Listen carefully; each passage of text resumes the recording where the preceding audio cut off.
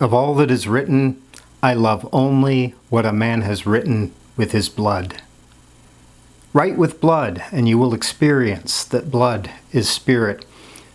It is not easily possible to understand the blood of another. Whoever writes in blood and aphorisms does not want to be read, but to be learned by heart. I would believe only in a God who could dance, and when I saw my devil, I found him serious, thorough, profound, and solemn. It was the spirit of gravity. Through him all things fall. Now I am light, now I fly, now I see myself beneath myself. Now a God dances through me. Okay, so a new thinker. It's going to be Friedrich Nietzsche. And I guess to start off all of this stuff, this is going to be the very first lecture on Nietzsche out of a series of, I would guess maybe 6 or 7 lectures. We'll see how things go. To start all that off, perhaps I should be introducing the book from which I'm reading. I think it's the single best introductory volume to Nietzsche's work. It's called The Portable Nietzsche, translated by Walter Kaufmann, who is a very famous, probably the most famous translator of Nietzsche, and just a wonderful book. A reading assignment. Maybe you want a reading assignment right about now. So one of the great things about this volume, The Portable Nietzsche, is it contains the entirety of Nietzsche's most famous work, which is something called Thus Spoke Zarathustra. And it starts off on page 121 of this volume. So if you're in the class, your reading assignment is to start on 121 and read up to 191, which is the first 70 pages. Okay, so there are 4 parts to Thus Spoke Zarathustra, and this corresponds to the first part, and I'll be quoting from it probably repeatedly as we get into this lecture. So I guess that's the first thing, besides giving you a kind of invocation by way of reading a little bit of text from Nietzsche. So writing and reading in blood. So maybe the first thing to do is perhaps to wonder how many papers you've written in your college career, or perhaps your entire academic career, possibly the last, let's say, 15 years of your life. How many papers have you written? And among those papers, how many would qualify according to this description? How often have you written something that was so powerful and cutting so deeply into what matters that you would describe it as, in a way, writing in your own blood? And I bet the answer is not all that often. And so if I'm terrorizing you slightly, and because you're thinking about it, say, wow, I hardly ever speak any truth or express any truth that seems to be that powerful and that deep that it would merit that kind of description of writing in blood or speaking in blood. Well, you know, welcome to the human race. Can I take your coat for you? Because probably that's very much a rarity for all of us, but yet that's what Nietzsche wants. The next thing I should probably get into is, because his name is a little bit odd, how to pronounce it, and because very often trolls on the internet will sort of chastise me for not using the Americanized pronunciation. I'm sorry, I'm using the Germanic pronunciation because that's what I grew up with, I guess. So Americans very often say Nietzsche. But I grew up being taught Nietzsche by Germans, so they would always say Nietzsche and not Nietzsche. All right, so, but it's up to you which one you want to do. If you want the American one, that's fine. At any rate, I'm going to say Nietzsche throughout this presentation.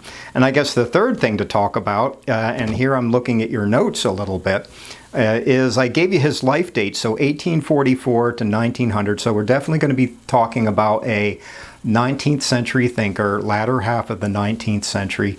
But I put another date in the middle there, and the date is 1889. And you may think, well, what's that all about? Is that when he got married? No, at least not in I guess, the most literal sense, perhaps in kind of a creepy figurative sense, it's when he had a psychotic break. Okay, so one of the marks of infamy, perhaps, about Nietzsche's life is that when he wasn't that old, he was only, let's see, well, he hadn't even yet turned 45 because his psychotic break happened in January of 1889. So he was still 44 when this happened. He was born in October, so you can do the math for that. So he was 44 and he had a psychotic break, and that ended his his academic and literary career. There are some samples of some writing after that period, and they're actually contained in this volume. They're all the way at the back. And, you know, Nietzsche can go pretty far out there in his writing, but these bits from his psychotic period are like so far out there that, yeah, so on 684 and 685 are some letters he wrote after his psychotic break in Turin. So, at any rate, okay, so there's that, and we're going to have to talk about the meaning and significance of his psychotic break, among other things. So the question is always at this point how to introduce a thinker like Nietzsche. And the reason why that's a question is because he has so many different ideas and observations about the tenor of the times in which he lived, and the cultural conditions in which he lived, and things much more general than that, like what is it to be human, and what's important, and what seems to be important, but it's really not when you look at it more closely. The question is always how to begin, like what's even the first step to take with a thinker like this?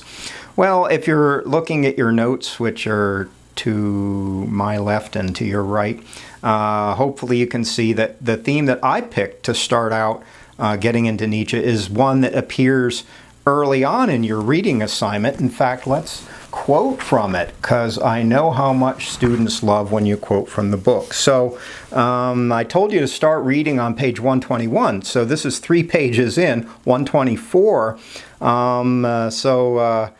Zarathustra is this character who comes down from the mountain after living a more or less solitary existence. He has 2 animals, but more or less solitary existence for 10 years, and comes down to a town to try to share the wisdom that he's accumulated through this period. And here's one of the first things he says. Actually, I think it is the first thing he says when he comes into this town, the first town he meets. So he goes, "I teach you the overman. Man is something that shall be overcome. What have you done to overcome him?" And he sort of proceeds from there. His first speech is an utter flop.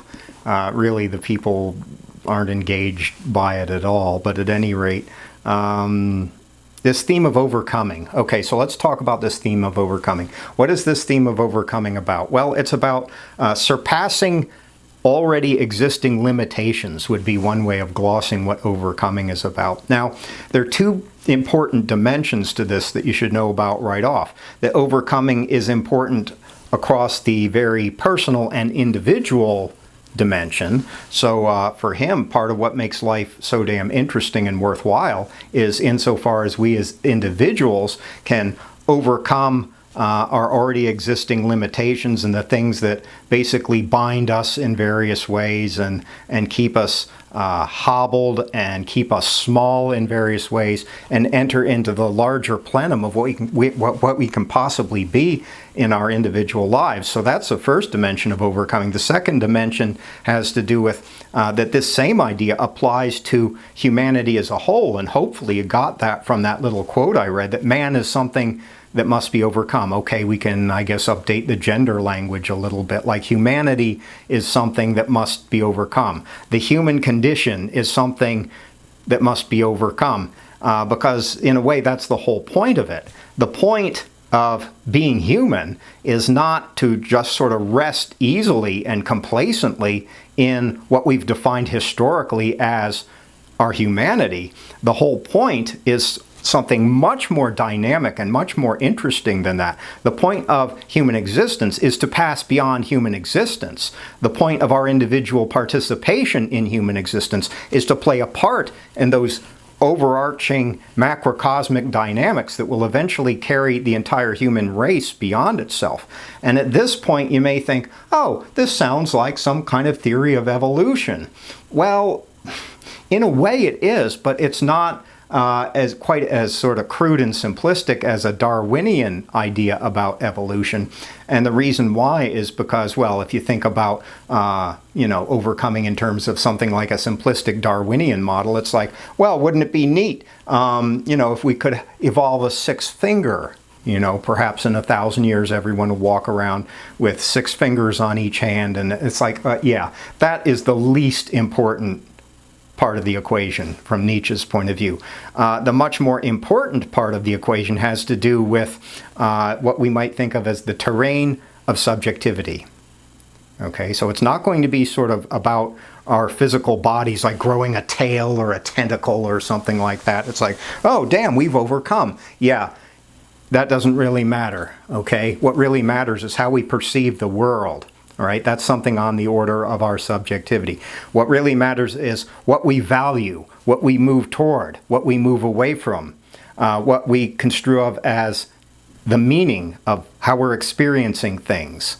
All right, so that's where overcoming really is going to be occurring first and foremost. Okay, so I gave you a little inroad into another way he has of describing this, and this is from a work that he created right before his psychotic break in 1889 called Ecce Homo.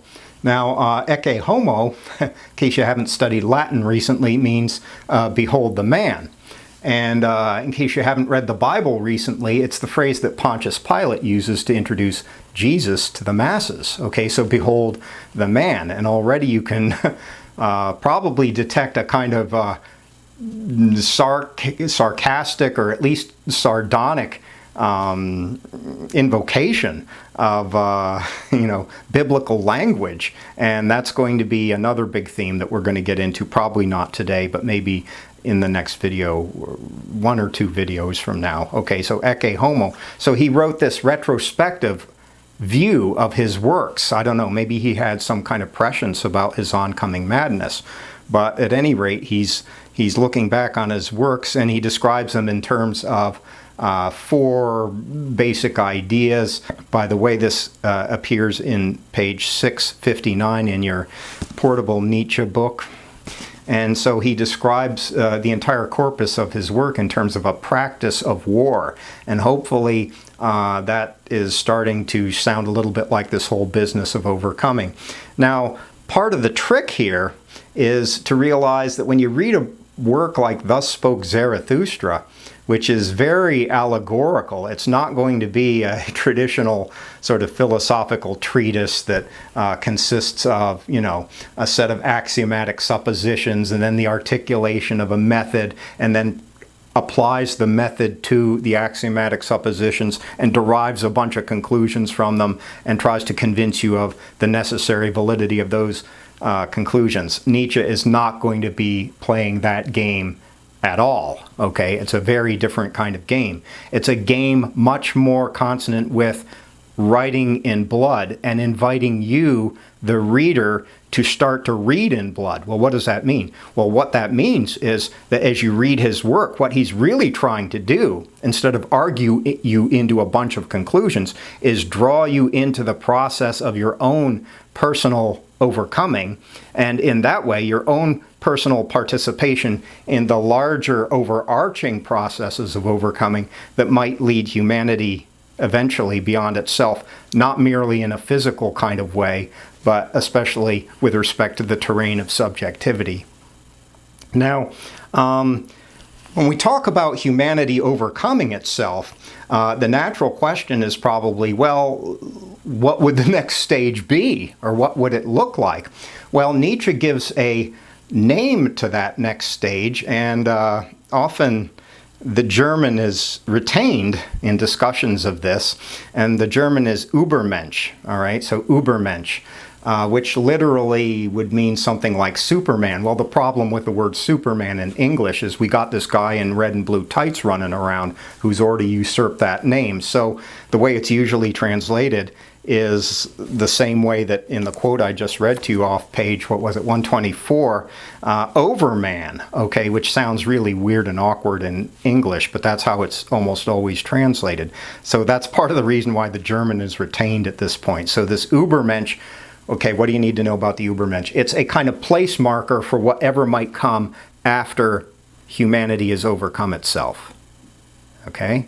So it's a place marker, a way of describing whatever there is beyond the human that we might eventually move toward. If we were to overcome deeply enough and powerfully enough for long enough, we might give birth to a new order of being altogether, okay? A new kind of being altogether. So what Nietzsche is really trying to do with not just this work, I would say in general, except maybe the first couple works like The Birth of Tragedy and stuff like that, which are more traditionally academic. But through most of his most interesting works, I would say, he's trying to draw us toward overcoming in a way that moves this process along, moves this process of humanity eventually passing beyond itself and giving birth to a new order of being altogether. So he's not trying to inform you.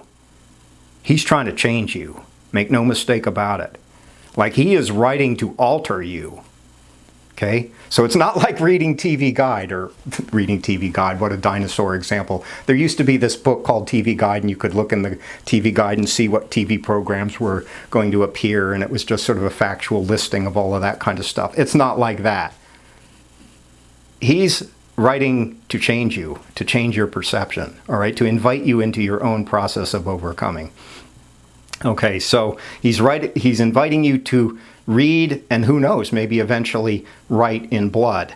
In other words, inviting you to your own personal way of participation in the advent of the Ubermensch. Okay, so that's the Ubermensch. So the sort of opposite of the Ubermensch, and I'm sort of trying to find a quote here. And did I mark this one? I don't think I marked this one. Oh yes, I did mark this one. It's just that the bookmark fell into the book. All right, so on page 29, we also have the opposite sort of construction to this Ubermensch idea, and it's the last man. Okay, so this is described on page 129 of your book. And the last man is, the way to think about it is like the kind of person who would cling so tightly and so desperately to what he or she already is that that person would be the very last person to transcend his or her humanity.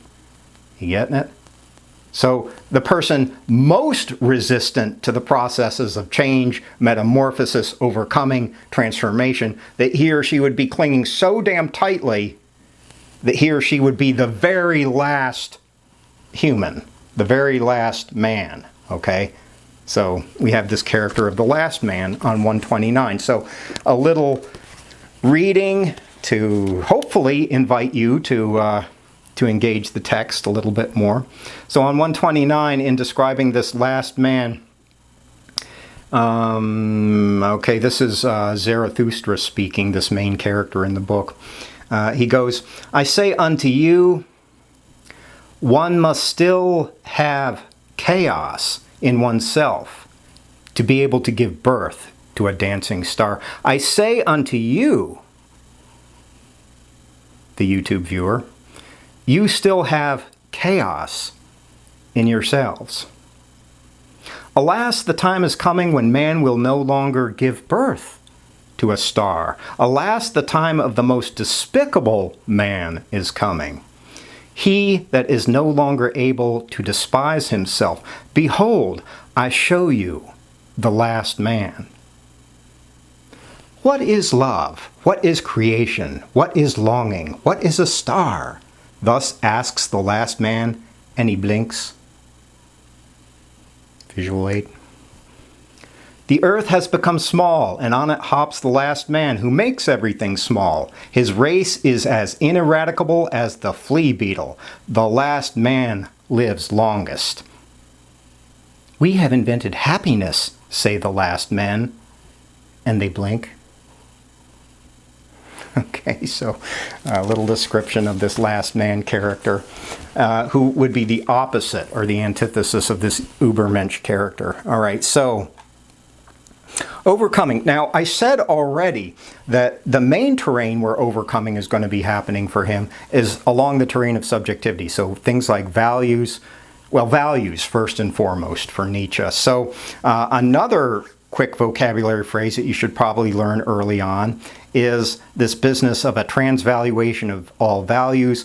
Sometimes it's translated as a revaluation of all values. I tend to like transvaluation because trans in Latin means across, right? So across the sort of boundary of your already existing system of values. Like that's where the adventure of overcoming lies, mostly. Okay, so it's not about growing 6 fingers on each hand or anything dumb like that. Okay, so the main terrain where overcoming is going to be playing out for him is in this terrain of values, and a way of describing overcoming with respect to values is transvaluation of all values. Now there's 2 parts to this that you have to get. Okay, the first part is the more intuitive part, and it's probably when I start to talk this way, you're probably already sort of thinking this way, that, well, okay, so Nietzsche's talking about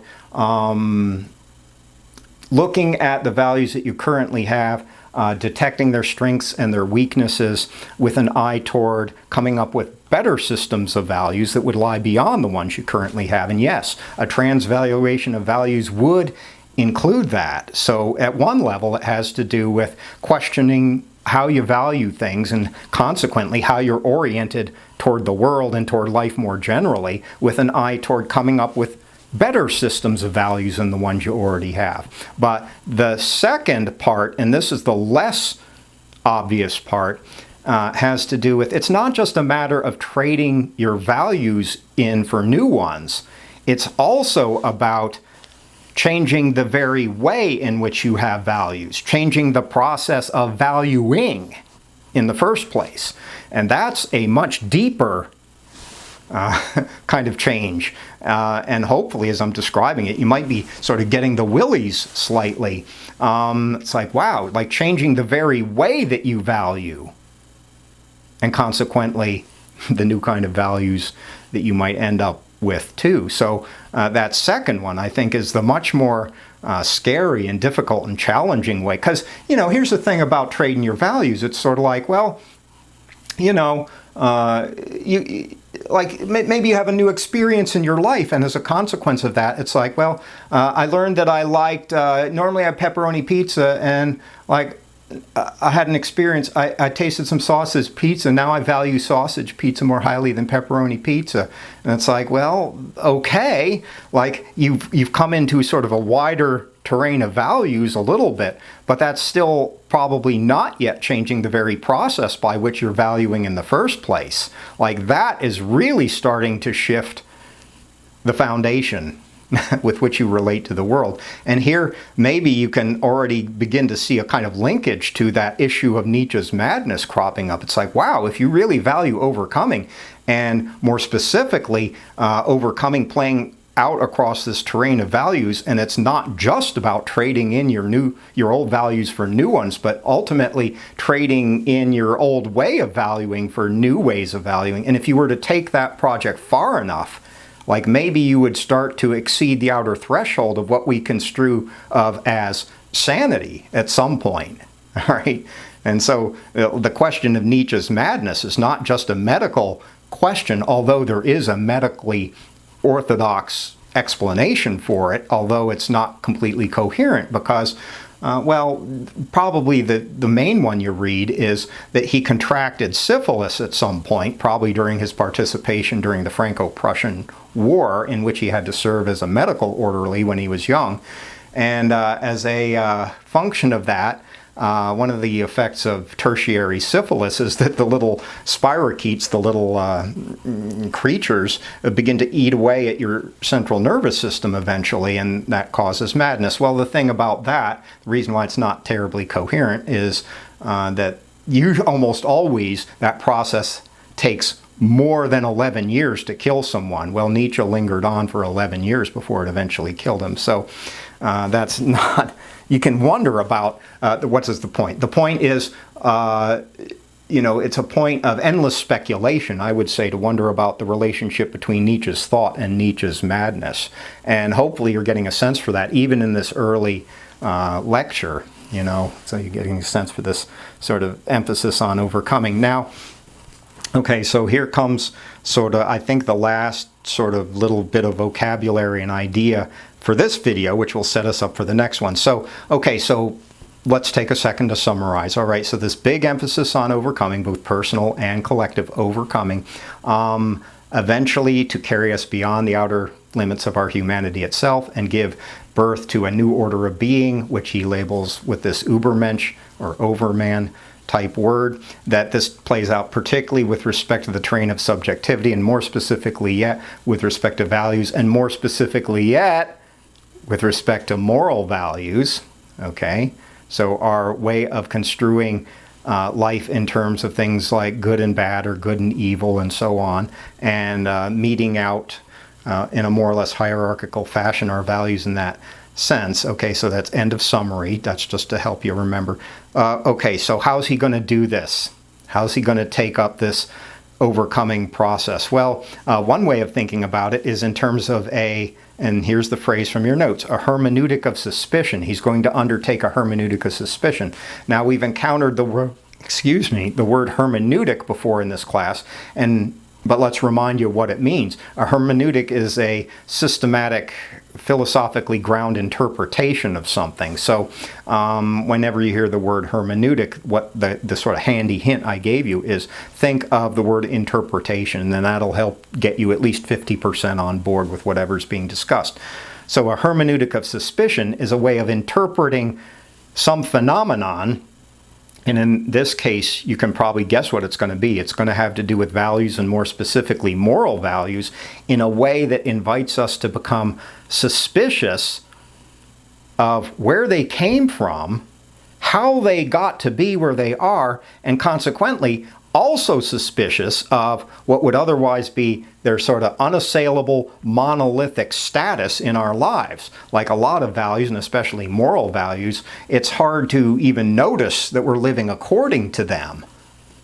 Why is that? Because we just sort of, we sort of question it about as much as we question the air we're breathing, which is 99.9% of the time we don't even think about it. Well, moral values are a little bit like that. So it takes a special act of interpretation to even notice that how you're oriented toward life. And of course, the whole point of noticing how you're oriented toward life is to hopefully open up the possibility of overcoming, right? Of changing, metamorphosizing, passing beyond your already existing limitations and boundary lines with an eye toward, taking up the deep adventure of life, ultimately, I think would be a way of saying it. So this hermeneutic of suspicion, okay, let's connect the dots, is going to be a way of interpreting our moral values, more specifically, in Nietzsche's case, in terms of where they came from historically, with an eye toward inviting us to become suspicious of their universal and monolithic position in our lives. All right, so hermeneutic of suspicion. Okay, so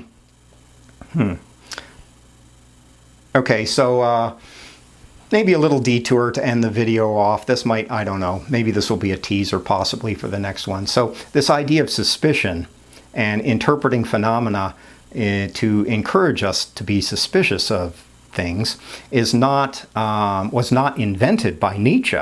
Okay, so, and here I'm going to talk a little bit, this is not in your notes, so don't be looking for it, I'm just sort of telling you this right now. I'm going to take this from the philosopher Paul Ricoeur, okay, so French philosopher, 20th century philosopher, who named... Okay, camera turned off, which is my reminder to get on with it. Okay, so a little bit of lore, perhaps, is the right word for this. So Paul Ricoeur, French philosopher, talking about the three historical masters of suspicion, who each are going to be doing different versions of this idea of a hermeneutics of suspicion.